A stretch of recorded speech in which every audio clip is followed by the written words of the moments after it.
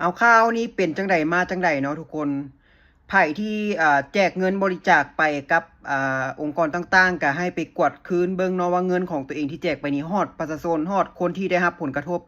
จากพายุหมากเห็บนี่แท้หรือบ่เพราะว่าล่าสุดนี่มีข่าวออกมาเนาะเงินหลายตื้อที่ทุกภาคส่วนซวยล่าสุดบ่เห็นเงินจักกีบห้องการบ้านแจกให้แต่พี่น้องตัวเองนี่เห็นบ่เนาะทุกคนเงินมันบ่ฮอดประชาชนแท้ๆเนาะคนที่ได้รับผลกระทบได้รับความเดือดร้อนน่ะ เขาต้องการความช่วยเหลือเขาบ่มีปานนั้นเป็นคนลาวนำกันก็เห็นใจกันแน่เนาะบ่แม่นเอาแต่เข้าโถงของตัวเองเนาะทุกคนเนาะอยากฮู้อยากเห็นว่าภาคส่วนเนาะที่เกี่ยวข้องนี่สิมีการจัดการแบบใดเนาะเกี่ยวกับเรื่องนี้เนาะท้าทายกฎหมายลาวแฮงเนาะเรื่องนี้ อยากฮู้ว่าจะมีการจับกลุ่มบ่เนาะเพราะว่าการโกงนี่ก็ถือว่าเป็นปัญหาหนึ่งที่เฮ็ดให้ประเทศชาติเฮานี่นะนับมือเนาะ มันสิล่มจมลงก็ย้อนพวกโกงชาติบ้านเมืองนี่แหละเนาะ